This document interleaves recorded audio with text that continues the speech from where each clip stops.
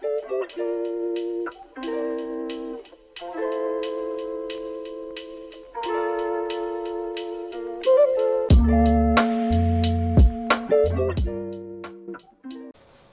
connection between women and the struggle for socialism and women's demands and the revolution.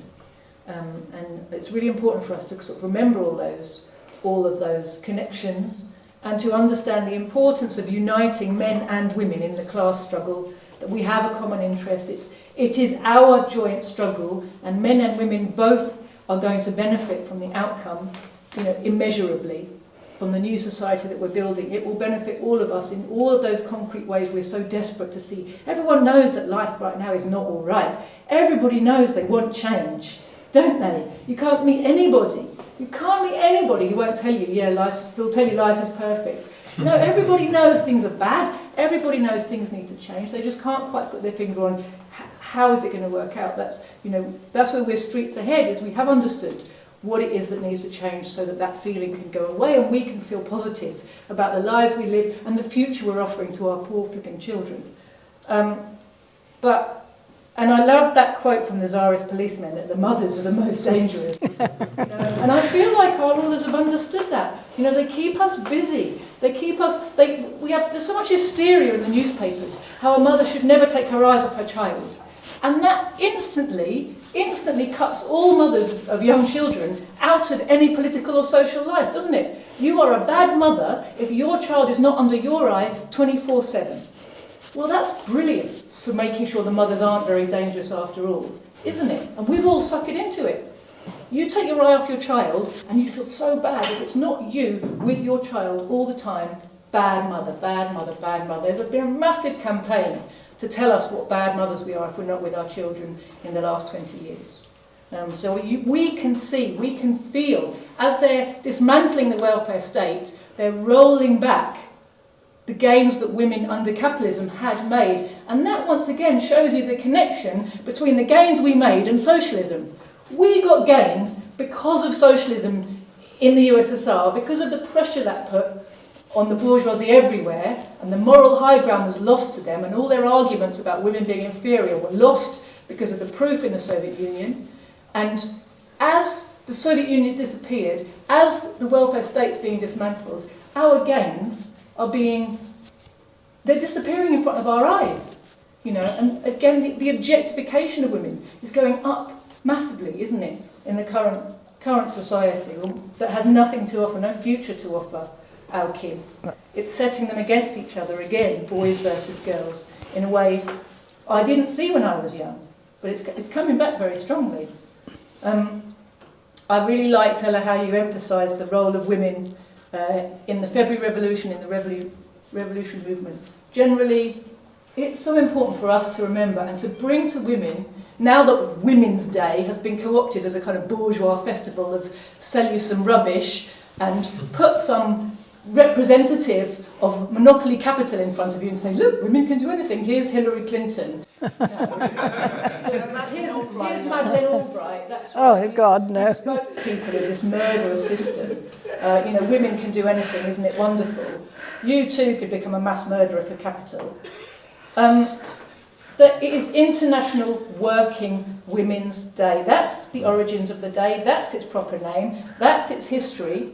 Its history is a revolutionary history. Its history is a class struggle history. That they're co-opting it shows that they're on the back foot, actually. But we have to push back and take it back and be very clear with people where that struggle came from and why the women's struggle is a class struggle and not a women v men thing. And that brings us, of course, to the difference right from the beginning in Engels. Everything through the works of Marxism, you understand the difference between the formal and the socialist approach to women's oppression. The legalistic approach that says, yes, we'll get rid of these laws that put women in an inferior position, but in practice do nothing to change the situation. So a few women can make it to the top, and they can all argue about the glass ceiling and whether or not they're on equal pay on their 200, 300, 400 grand salaries. Whilst the situation for working women, they might be on equal pay. Equal pay at minimum wage is not much of a liberation, is it? especially where minimum wage is not something anybody can live on. So this legalistic equality versus the communist approach, which is remove the obstacles in the way of women.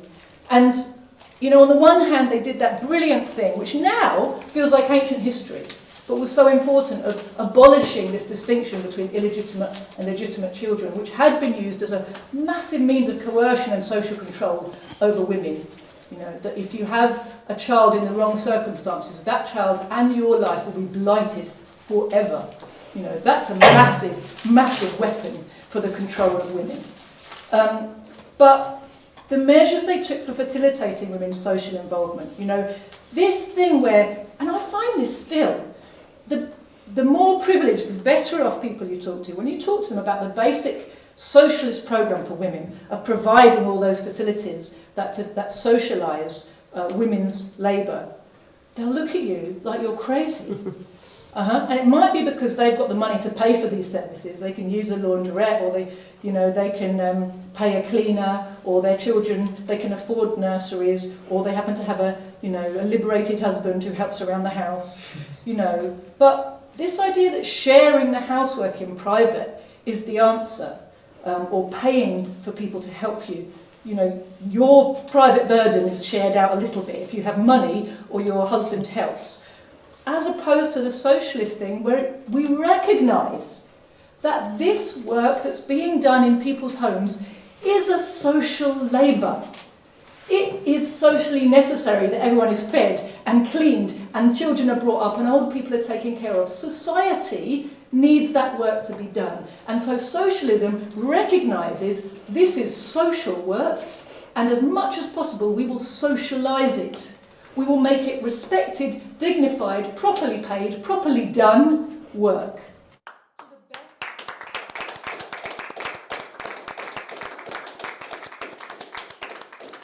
To the best standards possible. The best standards. Now, of course, we again have a prejudice against care homes or nurseries because we see the shit end, don't we? What capitalism does when it's taking things apart and isn't bothered about delivering decent services, and where anybody with money chooses a different option. We see the sinks that are left behind when social services are being gutted and go, ooh, it's like when we think of social housing, we don't think of the best possible housing for our people, we think of a sink estate where nothing's been repaired for 30 years and everybody's out of work. You know, but that's not what social housing is, and that's not what social care is. Real social care by a society that's set up for and in the interests of its people is something completely different. And there is no way that an individual family can in any way rival the kind of care that is possible to offer in a social situation by people who are qualified and paid and respected and trained, and in an environment that's really designed to have the best interests of our children or our old people, whichever it may be, at heart. There is no way you can better that in the home. There simply isn't. But it's really interesting to see the difference then when you put that programme of providing these facilities to working class women, because they never hear it. The people who really need this, who need to know that that's what socialism is going to offer them, have never heard anybody say it. Because there's not a single party that calls itself left, socialist, communist in this country, apart from ours, and you know, we're just too small, nobody's heard of us, nobody meets us. There's nobody outside of us who ever says this to anybody. Nobody says that. They all talk about the women's struggle the way the bourgeoisie talks about it, like it's something to do with equal pay at the BBC or having more women doctors. You know, they don't explain that what it's truly about is liberating them from the extra burden of unpaid labour by socialising that work and freeing them. And when you say it to them, when you say to a working class woman who's struggling to bring up children and do all of those things and to work at the same time, well, of course, what we want to do is provide nurseries and creches and laundries and dining rooms. I said that to a woman recently in Rotherham, and she said, what, you mean like, so when I go home from work, I could like clean my teeth, grab the kids and take them out to dinner? I was like, yeah. She was like, oh my God, that sounds like heaven. No one had ever said it to her. She was my age, you know, not young. She brought up her children, you know. She had no idea that that's what socialism means for women. So it's really, really important that we understand that this is our message to working class women.